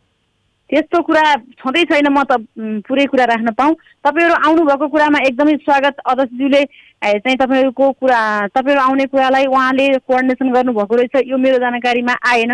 मलाई चाहिँ तपाईँहरूको टिमबाट सम्पर्कमा उहाँहरू आइसक्नु भएपछि मैले फुड ब्याङ्क मार्फत जानुपर्ने कुरा दर्शाउँदै गर्दाखेरि उहाँहरूले हामीले चाहिँ पीडितलाई लगेर हाम्रो हातले बाँड्न पर्ने कुरा गरिसक्नु भएपछि तपाईँले बाँडिसक्नु भएपछि त्यो परिमाणलाई चाहिँ त्यो क्वान्टिटी कति बाँड्नुभयो फुड ब्याङ्कमा दर्ता गराइदिएर जानुहोस् भने गइसकेपछि पनि मैले धन्यवाद भनेर पनि मैले त्यो टिमलाई पठाएको छु। र अवरोध गर्न पर्ने कुनै कारण पनि थिएन। त्यहाँ साँच्चै नै चाहिँ पीडित चाहिँ दुखी जनताहरू हुनुहुन्थ्यो। तपाईँहरूको साथ तपाईँहरूको यो अभियानले उहाँलाई केही हदसम्म राहत महसुस भएको छ। तपाईँहरूलाई हामी स्वागत गरेका छौँ, धन्यवाद भनेका छौँ र धन्यवाद भनिरहेका छौँ। फेरि पनि हामी फुड ब्याङ्क मार्फत चाहिँ जानको लागि त्यस्ता ठाउँहरूमा जानको लागि फेरि पनि यहाँलाई स्वागत गर्छौँ, आह्वान गर्छौँ। तपाईँ जस्ता धेरै चाहिँ दाताहरूलाई हामी आह्वान गर्छौँ। अहिलेसम्म 70 जना व्यक्ति वा संस्थाहरूबाट हामीलाई करिब 22,000 किलो चामल र सोही अनुपातमा नुन तेल मसला चामल यी उत्पादन चाहिँ यी सामानहरू चाहिँ उपलब्ध गराएर हामीले 3200 घरधुरी फुड ब्याङ्क मार्फत हाम्रो अभियान भनेको छिमेकीले छिमेकीलाई सहयोग गर्ने भन्ने अभियान हो। हाम्रो अभियान जहाँ भोका छन् त्यहाँ सहयोगी हातहरू पुगुन् भन्ने अभियान हो। देशको जुनसुकै कुनामा कुनै समस्या छ भने पनि ती समस्या समाधान गरौँ भन्ने अभियान हो। हस्, तपाईँ हामी जहिले पनि सहकार्य गर्न सक्छौँ। तपाईँको र हाम्रो अभियान एउटै छ। हस्, धेरै धन्यवाद छ। सीता ढुङ्गाना हुनुहुन्छ गदादङ कचेरी गाउँपालिकाबाट। सीता ढुङ्गानाले उहाँले हिजो हाम्रो अभियान त्यहाँ पुग्दै गर्दा अवरोध गरेको खबर आएको थियो र आज वास्तवमा त्यस्तो नभएको र उहाँको नियत त्यो नभएको कुरा राख्नुभएको छ। तपाईँ हामी सबै मिल्नुपर्छ, जुट्नुपर्छ। जुनसुकै कुनामा कुनै समस्या आए पनि समस्या समाधानका निमित्त कुद्नुपर्छ र एउटालाई समस्या परिणताहरूकाले ठुलो हेर्ने होइन, सबै जुटेर समस्या समाधानमा एकजुट भएर लाग्नुपर्छ। त्यही नै हो राष्ट्रभक्ति, त्यही नै हो राष्ट्रवाद, त्यही नै हो देशप्रेम र जनता प्रेम भनेको। र हामी सबै मिलेर लाग्नुपर्छ भन्ने हामी यो अभियानमा छौँ र तपाईँले दिनुभएको सदाशयता र सद्भावप्रति हार्दिक कृतज्ञता व्यक्त गर्न चाहन्छौँ। सेवा सहयोग र सद्भावको छौँ। आज हामी 143औं दिनमा र हामी निरन्तर लागिरहनेछौँ। देशभित्र र देश बाहिरबाट आएका विविध खालका समस्या र ती समस्या समाधान गर्ने यो वेब न्युज पहलको विशेष प्रस्तुतिमा कार्यक्रम निरन्तर जारी रहनेछ। हामीसँगै रहनुहोला।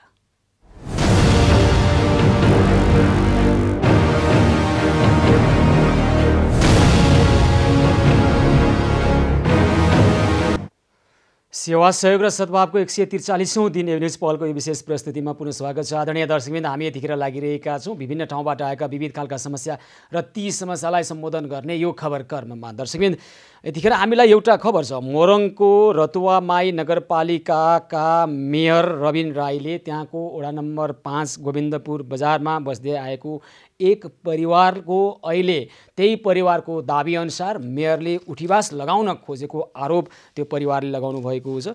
रतुवामाई नगरपालिका वडा नम्बर 5 मा बस्दै आउनुभएका गंगा प्रसाद भगतको परिवारले यो आरोप त्यहाँका मेयर नगर प्रमुख रतुवामाई नगरपालिकाका नगर प्रमुख रबिन राईलाई लगाउनु भएको छ। र वास्तवमा भएको के हो त्यहाँ रतुवामाई नगरपालिका वडा नम्बर 5 का गंगा प्रसाद भगतको परिवार कसरी उहाँलाई उठिवास लगाउन खोजेको हो भन्ने कुरा हामी बुझ्ने प्रयास गरिरहेका छौँ र जसरी उहाँले त्यहाँका नगर प्रमुखलाई आरोप लगाउनु भएको छ यो आरोपको बारेमा पनि हामी बुझ्ने प्रयास गर्छौँ। नगर प्रमुख रबिन राईसँग प्रत्यक्ष जोडिएर कुराकानी गर्छौँ। त्योभन्दा अगाडि हेरौँ यस सम्बन्धमा तयार पारिएको एउटा सानो रिपोर्ट। यति बेला सिङ्गो मुलुक कोरोना महामारीको चपेटामा परिरहेको बेला मोरङ जिल्ला रतुवामाई नगरपालिकाका मेयर रबिन राईले स्थानीय गंगा प्रसाद भगतको वासस्थान भत्काइदिएका छन्।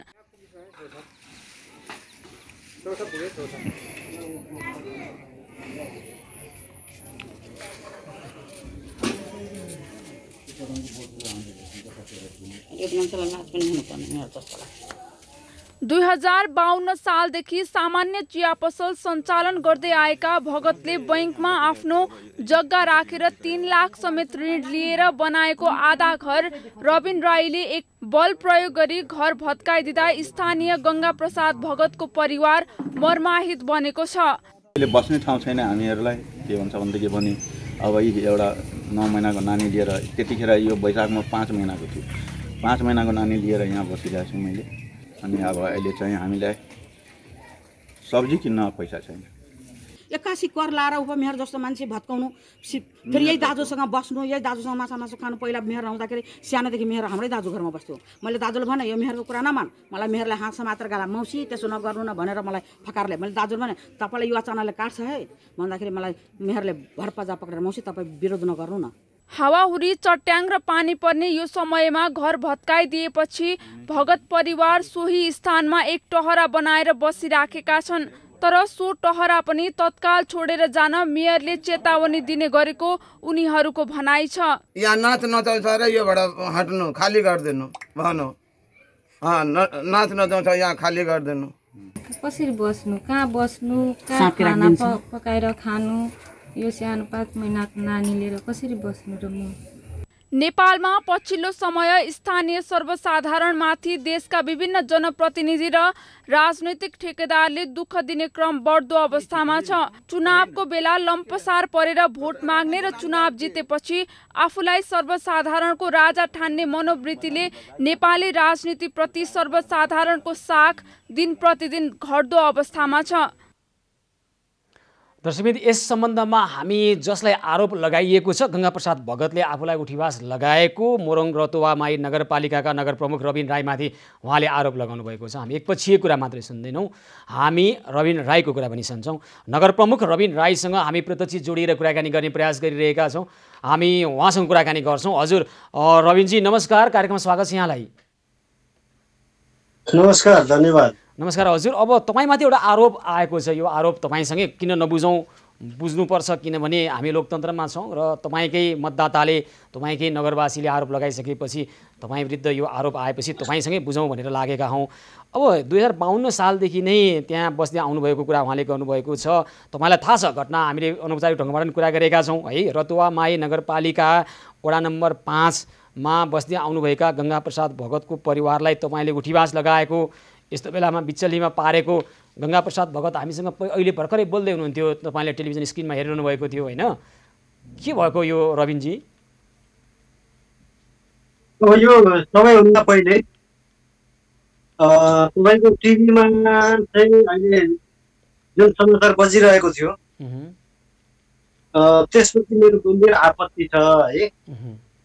तपाईँले चाहिँ फकुवाका साथ होइन एउटा न्यायाधीश जस्तो बनेर जनप्रतिनिधिहरू चाहिँ राजा बनेका छन्, महाराजा बनेका छन् भनेर तपाईँले जसरी ग्यारेन्टी गर्दै हुनुहुन्छ, फकुवा गर्दै हुनुहुन्छ, त्यसप्रति मेरो गम्भीर आपत्ति छ।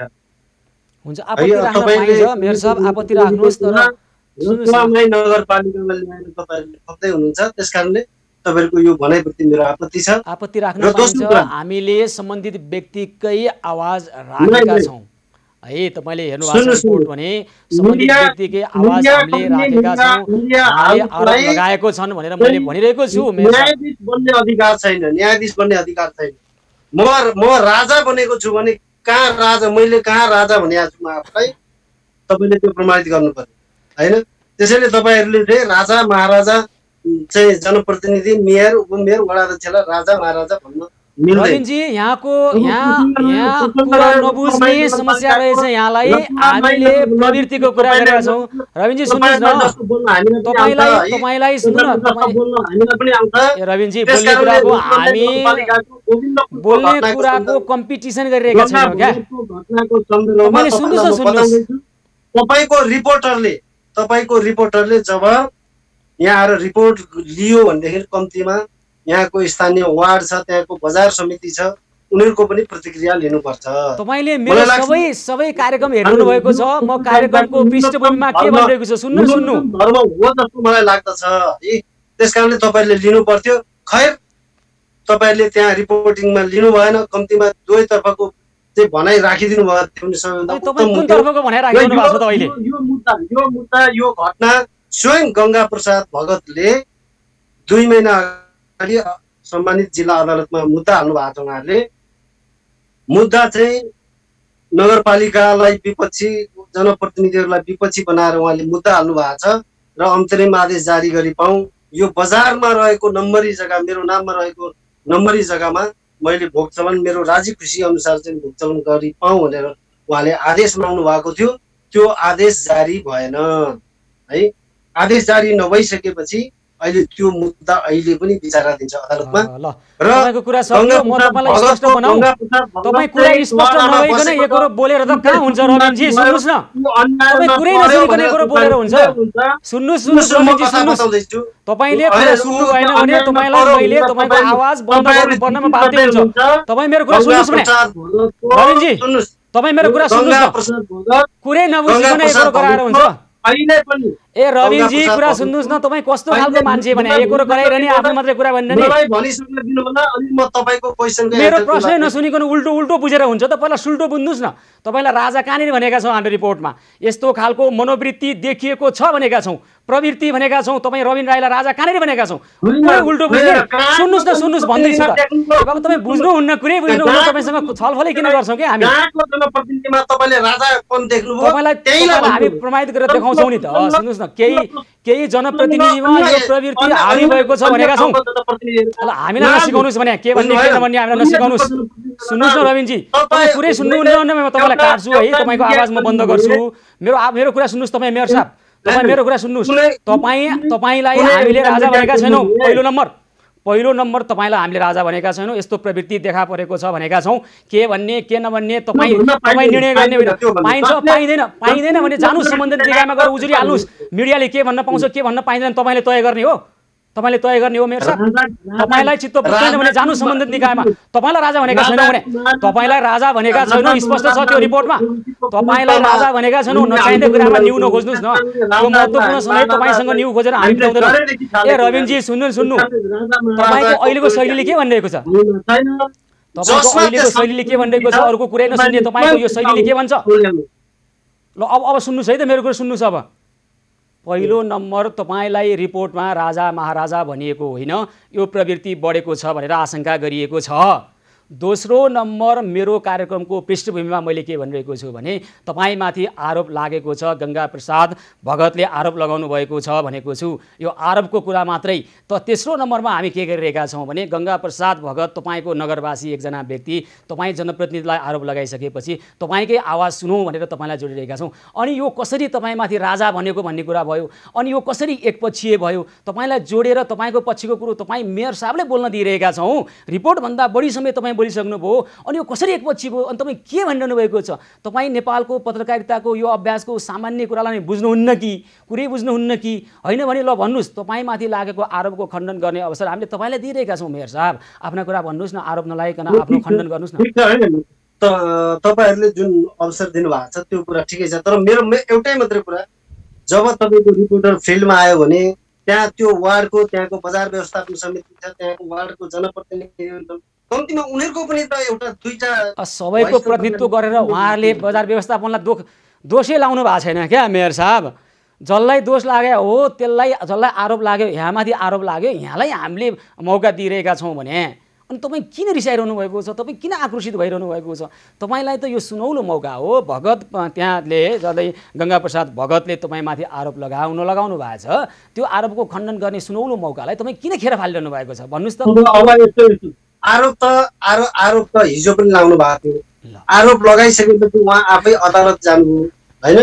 अदालतमा चाहिँ उहाँले चाहिँ तपाईँसँग यो आरोपको खण्डन छैन भने छैन भन्नुहोस् ल। छ रविनजी? म त्यही कुरा भन्दैछु। आफ्नो इच्छा अनुसारको चाहिँ उहाँले जिकिर गर्नुभयो अदालतमा, तर सम्मानित न्यायालयले चाहिँ उहाँको जिकिरलाई चाहिँ पत्याएन, मानेन होइन। नमानिसकेपछि अन्तरिम आदेश अदालतले जारी गरेको छैन र यो मुद्दा अहिले पनि म विचाराधीन छ र यो मुद्दाको विषयमा कति बोल्नु। मैले मुद्दाको विषयमा प्रवेशै गरेका छैन। प्रवेश नगरेका कुरा उहाँले तपाईँलाई आरोप के लाउनु भएको छ भने तपाईँ अहिले जो टहरामा भगतजीको परिवार बस्छ त्यो टहराबाट पनि निकाल्ने प्रयास तपाईँ गरिरहनु भएको छ। अहिले उहाँहरूको आग्रह चाहिँ उहाँहरूको घर बन्दैछ, केही वर्ष लाग्छ, छोरा विदेशमा हुनुहुन्छ, केही समय दिनुहोस्, अहिले टहराबाट ननिकाल्नुहोस् भन्दा पनि तपाईँ त्यो परिवारप्रति आग्रही पूर्वाग्रही भएर टहराबाट पनि लखेट्दै हुनुहुन्छ भन्ने आरोप लगाइरहनु भएको छ गङ्गाप्रसाद भगतको परिवारले।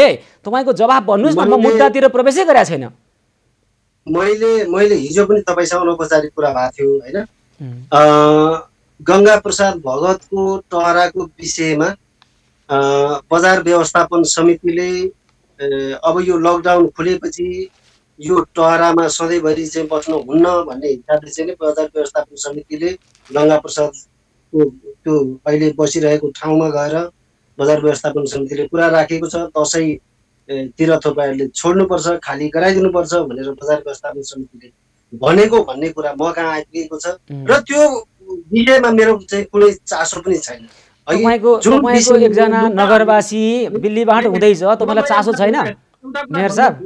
तपाईँलाई चासो छैन तपाईँको नगरवासीको समस्यामा? तपाईँहरू एकलौटी मात्रै बोल्नुहुन्छ। गङ्गाप्रसाद भगतको समस्यामा तपाईँलाई चासो छैन? गङ्गाप्रसाद भगतको अहिले पनि निर्माणाधीन पक्कीको घरभन्दा पूर्वपट्टि जहाँ अहिले पनि उसको श्रीमती र उसको बुहारीहरू उसको नाति नातिनीहरू त्यहाँ बसिरहेका छन्। त्यो घर पनि हामीले देखाएका छौँ। उहाँहरू त्यहाँ बस्ने ठाउँ छैन भनेर गुनासो गरिरहेका छन्। तपाईँको रिपोर्टर के कारणले चाहिँ यति आग्रही भएर त्यो पछाडिको गङ्गाप्रसाद भगतको परिवार बसेको घरको भिजुअल किन नखिचाएको? त्यो घरको हामीलाई दृश्य प्राप्त भएको छ र त्यो घर हेरेका छौँ। उहाँले भन्नुभएको छ घरमा बस्न सक्ने ठाउँ छैन, पूर्ण बनेको छैन भनिरहनु भएको छ।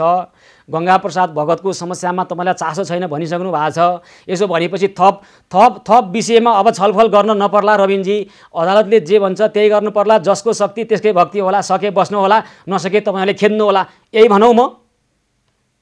अब यो फेरि तपाईँ चाहिँ गङ्गाप्रसाद भगतकै तर्फबाट बोले जस्तो गर्नुहुन्छ भने त्यसमा मेरो भन्नु केही पनि छैन। साँचो कुरा गर्नुहुन्छ भने गङ्गाप्रसाद भगतको सन्दर्भमा अहिले चाहिँ हामीले अदालतमा मुद्दा परिसकेपछि केही पनि बोलेका छैन। ल त्यहाँ टहरामा केही समय बस्न दियो भने उहाँको घर पूर्ण हुन्छ, बस्न दिनुहोस् भन्ने आग्रह छ। त्यति गर्ने हो है रविनजी? विषयमा चाहिँ बजार व्यवस्थापन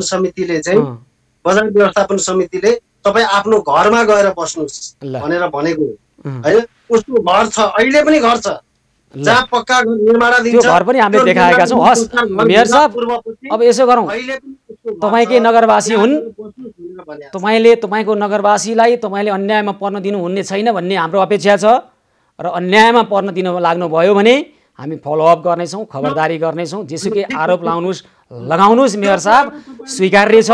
तपाईँ आफै बढी बोल्नुहुन्छ र बोल्न दिनुहोस् पनि भन्नुहुन्छ। तपाईँको यो सार्वजनिक मञ्च होइन, तपाईँको दलको तपाईँ मात्रै कराउने चिच्याउने। धन्यवाद छ है तपाईँलाई रविनजी, धन्यवाद छ। आफै बढी बोल्नुहुन्छ, प्रश्न राख्नै दिनुहुन्न, अर्कै बुझ्नुहुन्छ, बुझ्न सक्नुहुन्न, अनि बुझाइदिन खोजे बोल्नै दिनुहोस् भन्नुहुन्छ। यो कस्तो खालको प्रवृत्ति हो हाम्रो मेयर साहबहरूको, हाम्रा राजनीतिक दलका नेताहरू? के मेयर साहब तपाईँको राजनीतिक दलको के यो सार्वजनिक मञ्च हो? तपाईँको राजनीतिक दलले राखेको कार्यक्रमको मञ्च त होइन तपाईँ कुरो चिच्याइरहने अनि प्रश्नै नसुन्ने, आफू गलत बुझ्ने। तपाईँलाई रिपोर्टमा राजा कहाँ भनिएको छ, तपाईँमाथि लागेको आरोप भनिएको छ। मैले कार्यक्रमको पृष्ठभूमि भनेको छु, मेयर रविन राईमाथि आरोप लागेको छ, उहाँको पनि कुरा सुन्छौँ हामी, एकपछि एक कुरा सुन्दैनौँ भनिरहेका छौँ। अनि कुरै नबुझ्ने, एकरो कराइरहने, अनि तपाईँहरूलाई मात्रै बोल्न दिनुपर्छ भन्ने पनि कहीँ हुन्छ। तपाईँको दलको यो कुनै सार्वजनिक मञ्च हो, यो तपाईँले मात्रै भाषण गरिरहने, तपाईँले प्रश्न सुन्नु पर्दैन नेपाली जनताको, तपाईँकै नागरिकको कुरा आइरहेको छ नगरवासीको, अनि तपाईँ नै ठुल्ठुलो सोले कराउने, तपाईँ नै फुर्ती लगाएर बसिरहने। रविनजी, कुनै पनि आग्रह र पूर्वाग्रह रही छैन, तर तपाईँ त्यहाँको शासक होइन है, तपाईँ सेवक हो। सेवा गर्नुहोस्, जनताको ठुलो मौका छ। सेवा गर्नु भएन भने जनताले दिनेछन् हिसाब किताब र देखाउनेछन् परिणाम। यो हामीले भनिरहनु पर्ने कुरा होइन। तपाईँ जस्तो राजनीति गर्ने व्यक्तिलाई थाहा होला, तपाईँप्रति न आग्रही छौँ, न पूर्वाग्रही, न कसैको पक्षमा छौँ, न कसैको विपक्षमा। एउटा कुरामा चाहिँ अडिग छौँ, राष्ट्र र देशको पक्षमा छौँ र आवाजविहीनहरूको आवाज बुलन्द गर्ने निर्भीक निस्वार्थ पत्रकारिताको व्यावसायिक धर्ममा छौँ र यसमा यहाँहरूले पनि महसुस गर्न सक्नुहुन्छ हामी समस्या समाधानको पहलका निमित्त जोडिरहेका छौँ। सेवा सहयोग र सद्भावको 143औं दिनमा छौँ र एबी न्युज पहल निरन्तर जारी रहनेछ। हामीसँगै रहनुहोला।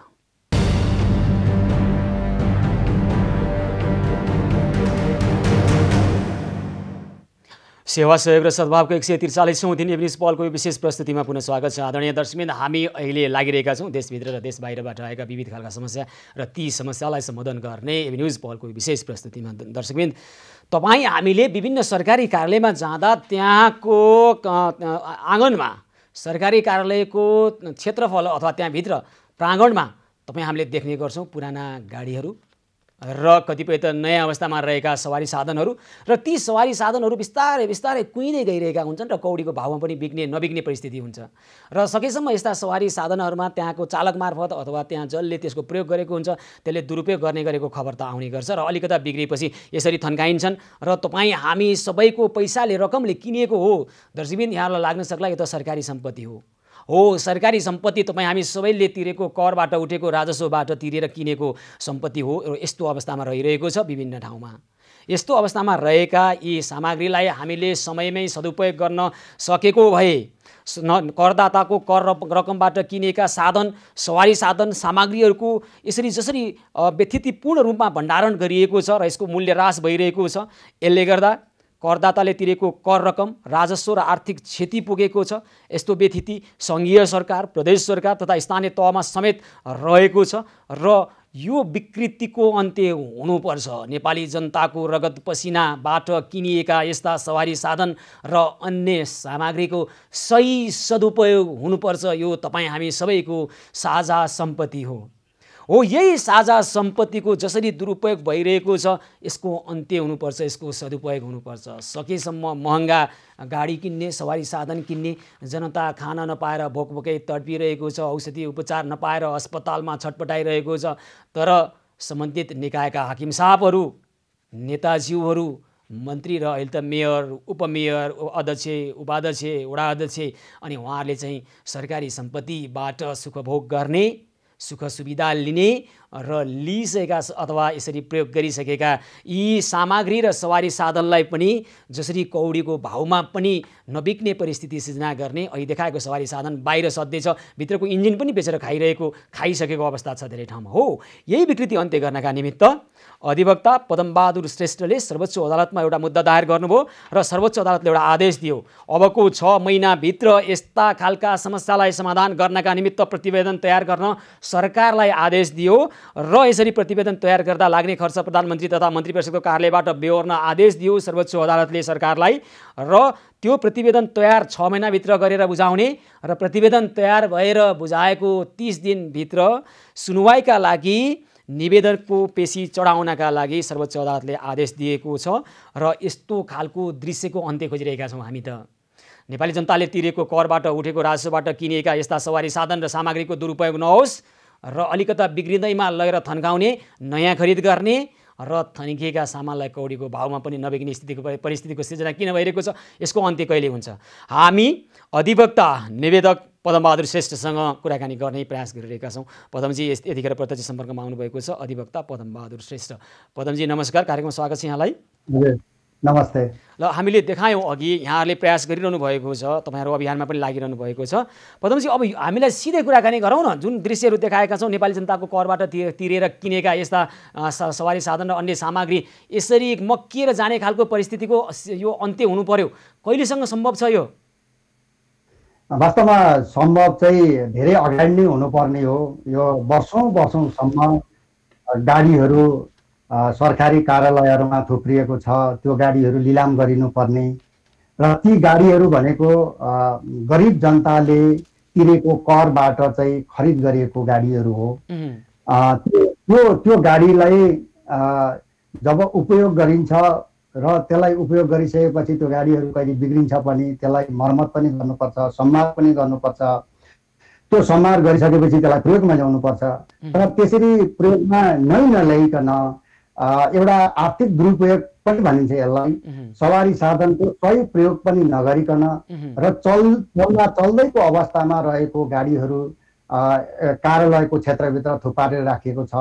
काठमाडौँ मात्रै होइन, देशैभरि यस्ता गाडीहरू छन् जुन गाडीहरू कुद्न लायकका छन्, उपयोग लायकका छन्, तर एकजना हाकिम परिवर्तन भइसकेपछि अर्को नयाँ हाकिम आउँदाखेरि अर्को नयाँ गाडी चाहियो भन्ने जस्तो प्रवृत्ति भएको कारणले गर्दाखेरि चाहिँ यो समस्या भएको छ। यही आर्थिक दुरुपयोग भयो भनेर नै मैले चाहिँ सम्मानित सर्वोच्च अदालतमा मुद्दा दर्ता गरेको हो। र यसरी आर्थिक दुरुपयोग हुनु भनेको समग्र नेपाली जनताले तिरेको करको पैसाले किनेको सवारी साधन सही रूपमा चाहिँ उपयोग गरिदियोस् भन्ने सम्पूर्ण नागरिकहरूको इच्छा हो। म एउटा अधिवक्ता भए पनि म एउटा नागरिक हो, त्यो मेरो पनि इच्छा हो। पदमजी, हामी यहाँलाई धेरै धन्यवाद किन भन्ने चाहिरहेका छौँ भने तपाईँले जुन अभियानमा सुरु गर्नुभएको छ र हामीले पनि बेला मौकामा यस्ता खालका समस्यालाई उठान गरेका हौँ। अब यो समस्याको समाधान गरेरै छाडौँ, टुङ्ग्यारै छाडौँ। कति जति समय, अब 6 महिनाभित्र प्रतिवेदन बन्छ र त्यस पछाडि सर्वोच्चले अर्को खालको फैसला गरेर अनि समस्या समाधान हुन्छ, यो परिदृश्य हेर्न पर्दैन भनेर सोचे हुन्छ यतिखेर? वास्तवमा हामीले सोच्ने त्यही हो। म अलिकति जोड्नु खोज्दै थिएँ, यो समय अलिक कम भएको कारणले पदमजीलाई अलिक छिटो कुराकानी गर्न आग्रह गर्छु। हजुर हजुर, यो चाहिँ सवारी साधनको दुरुपयोग सँगसँगै त्यो सवारी साधन चाहिँ डम्पिङ बनाएर राखेको कारणले गर्दाखेरि त्यसबाट चाहिँ माटो, पानी समेत प्रदूषण भएको छ। यो एउटा मानवीय क्षति हो, जनस्वास्थ्यको सरकार हो। र म के आशा गर्छु भन्दाखेरि सम्मानित सर्वोच्च अदालतले गरिएको आदेशहरू कानुनसरह हो र सम्मानित सर्वोच्च अदालतले यसलाई समाधान गर्नको लागि समिति पनि गठन गर्ने भनेर चाहिँ यहाँले नै अघि भनिसक्नुभयो र तत्काल समितिहरू चाहिँ समिति गठन गरेर आवश्यक पर्ने सम्पूर्ण चाहिँ तथ्याङ्कहरू चाहिँ सङ्कलन गरेर सम्मानित सर्वोच्च अदालतमा जति चाँडो चाहिँ बुझाउनु सकियो त्यति नै चाँडो यसको समाधान हुन्छ। पदमजी, यो समस्याको समाधान गर्नका निमित्त हामी पनि अभियानमा र यसलाई फलोअप गरेरै छाड्नेछौँ र तपाईँ पनि आफै त्यो समितिमा बस्ने कुरा त त्यहाँ फैसलामै छ। त्यसकारण त्यो समितिबाट एउटा स्पष्ट कार्ययोजना आओस् र यस्ता खालका समस्या समाधान होस् भन्ने अपेक्षासहित यहाँलाई धेरै धन्यवाद भन्न चाहन्छौँ पदमजी। हस् धन्यवाद। हस्, धेरै धन्यवाद छ दर्शकवृन्द। यतिखेर सरकारी विभिन्न कार्यालयमा सवारी साधन र अन्य सामग्रीको दुरुपयोग भइरहेको छ। त्यो तपाईँ हामी सबैले तिरेको करबाट किनेको नेपाली जनताको सार्वजनिक सम्पत्ति हुन्, त्यसको संरक्षण गरिनुपर्छ। यतिखेर अब हामी जान चाहन्छौँ अर्घाखाँचीको शीतगङ्गा नगरपालिकातर्फ। त्यहाँका नगरपालिकाका प्रमुख प्रशासकीय अधिकृत कार्यालय अथवा त्यहाँ नगरपालिकाको कसैलाई पनि सम्बन्धित व्यक्तिलाई नसोधिकन, नगर प्रमुखलाई नसोधिकन बेपत्ता हुनुभएको त्यहाँबाट हिँडिसकेपछि र नगरपालिकाका प्रमुख प्रशासकीय अधिकृत अर्जुन गौतम चाहिँ यतिखेर कसैलाई पनि खबर नगरिकन हिँडेपछि त्यहाँ कार्यपालिकाको बैठक बस्न नसकेको, कार्यालयको काम प्रभावित भएको, सेवाग्राहीले दुःख पाइरहेको खबर हामीले प्राप्त गरेका छौँ। यसबारेमा बुझ्नका निमित्त हामी अर्घाखाँची शीतगङ्गा नगरपालिकाका नगर प्रमुख सूर्य प्रसाद अधिकारीसँग कुराकानी गर्नेछौँ र त्यस पछाडि प्रमुख प्रशासकीय अधिकृत अर्जुन गौतमसँग पनि कुराकानी गर्नेछौँ। समय अभावका कारणले अलिक छिटो कुराकानी गर्ने प्रयास गरिरहेका छौँ। सूर्य प्रसाद अधिकारी नगर प्रमुख हुनुहुन्छ अर्घाखाँची जिल्लाका शीतगङ्गा नगरपालिकाका। हजुर सूर्यजी, नमस्कार, कार्यक्रममा स्वागत छ यहाँलाई। नमस्ते, धन्यवाद।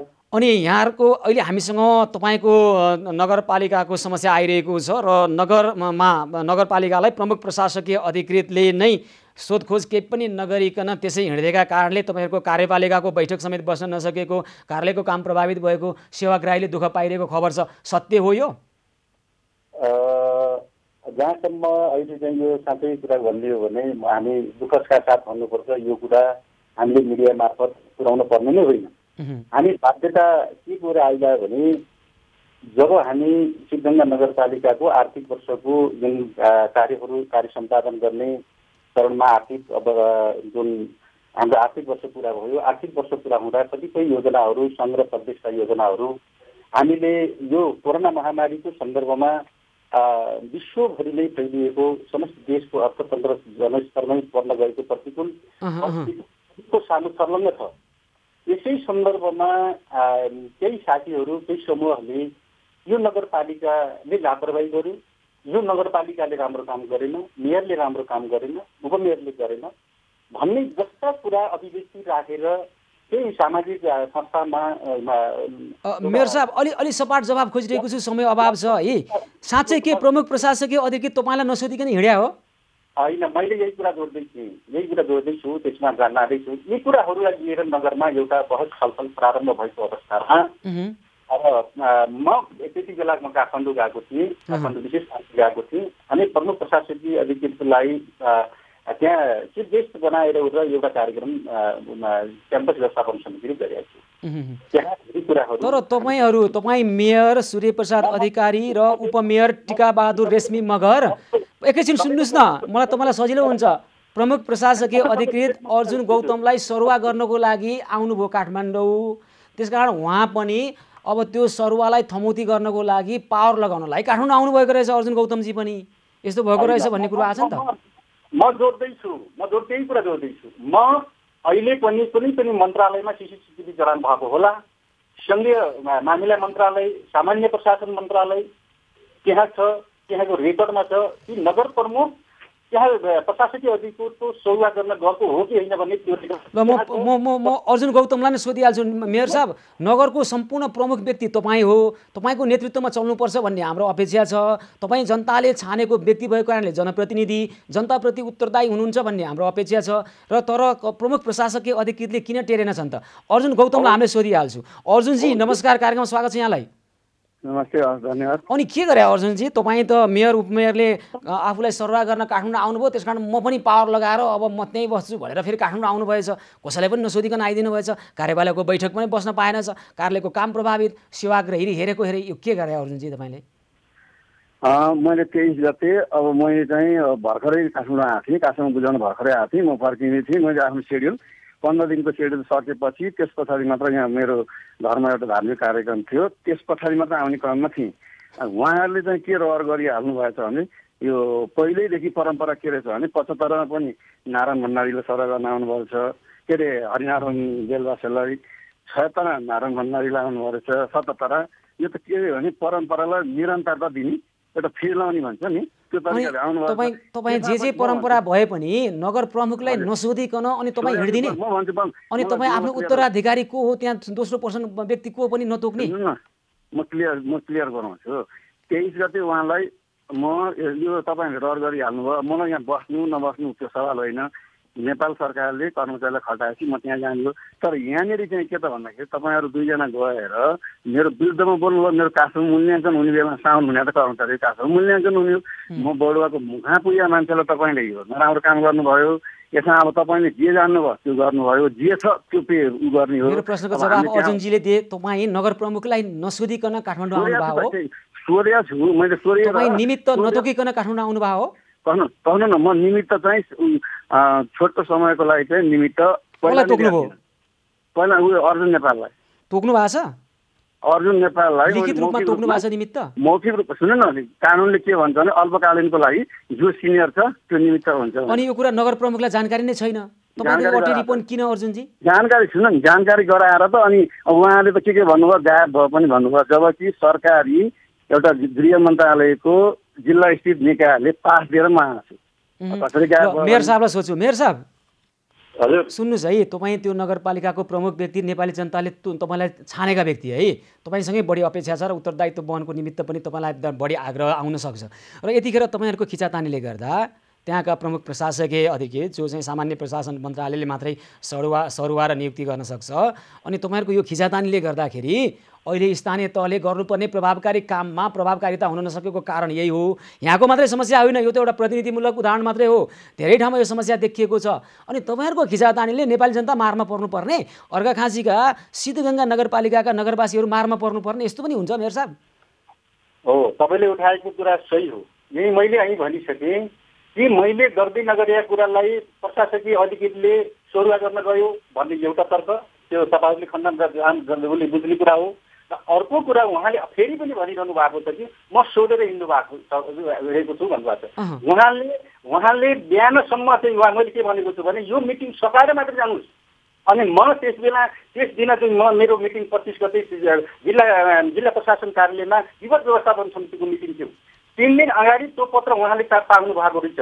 विपद व्यवस्थापन समितिको मिटिङ जुन 25 गते भएको छ 23 गते उहाँले थाहा पाउनु भएको छ। तर 23 गतेदेखि त्यो 25 गतेसम्म बिहानसम्म मलाई भन्नुभएको छैन। र उहाँ मेरो स्कुलमा म 9 बजी जाँदा त्यो पत्र देखेको छु र मैले पत्र भेटाइसकेपछि म 9 बजी जिल्ला समन्वय त्यो जिल्ला प्रशासन कार्यालयको मिटिङमा युद्ध समन्वयको मिटिङमा जाँदै गर्दा मैले थाहा पाएँ र म हिँडेँ। हिँडिसके पछाडि उहाँले म बाटोमा जाँदै गर्दा मैले मिटिङ राखौँ कि नराखौँ भनौँ कि नभनौँ भन्नुभयो। बल्ल 25 गते मैले त्यही उहाँकी शिक्षा अधिकृत उहाँ 2-3 जना अधिकृत हुनुहुन्थ्यो उहाँसँगै राखेर 23 गते मैले भनेको छु एजेन्डा सहितको जुन मिटिङ छ त्यो प्रत्येक वार्डमा सबै कार्यपालिकाका सदस्यहरूलाई बताउनुहोस् भनेर।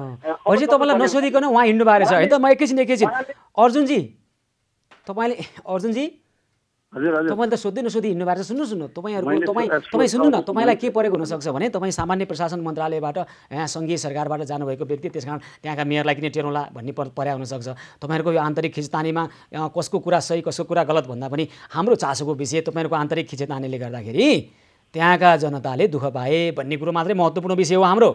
अनि तपाईँ चाहिँ त्यहाँको मेयरलाई नटेर्ने, हुन त तपाईँलाई त्यहाँको मेयरले केही पनि गर्न सक्नुहुन्न होला। आन्तरिक मूल्याङ्कन तपाईँले भनिसक्नुभयो सामान्य प्रशासन मन्त्रालयले गर्ने हो, तपाईँको बढुवा सामान्य प्रशासन मन्त्रालयले गर्ने हो, नियुक्ति सरुवा उहाँहरूले गर्ने हो होइन। त्यस कारण तपाईँले मेयर र उपमेयरलाई मान्छे नगर्नु भएको कुरो आयो सही हो। 2 दिन अनुपस्थित हुँदाखेरि कुनै काम बिग्रिन्छ होइन। र म 6 महिना बस्दाखेरि मुस्किलले 2-3 चोटि काठमाडौँ आएको छु। कोरोनाको कहरमा म बिहान 7 बजीदेखि बेलुका 9 बजीसम्म काम गरिरहेको छु। मेरो व्यक्ति कर्मचारी चाहिँ एउटा पाटो के भन्दा खरदारै भए पनि माथिसम्म जाने खुवाब राख्छ। ल अब यसो गरौँ अर्जुनजी सुरेशजी अन्त्यमा सुन्नु भएको छ। ल अब यसो गरौँ तपाईँहरूको खिचातानी अन्त्य गरौँ। यो समस्या यहाँको मात्रै होइन, धेरै ठाउँमा आछ। प्रमुख प्रशासकीय अधिकृत र मेयरको बीचको खिचातानी धेरै ठाउँमा आछ। यो हुनुहुन्न र यदि यस्तो छ भने कानुनी ढङ्गबाट पनि यसलाई मिलाउनुपर्छ र तपाईँहरू मिलेर जनताको सेवा गर्नुहोस्। हाम्रो चाहिँ अपेक्षा यही छ र यो विषयलाई हामी थप फलोअप गर्नेछौँ है त।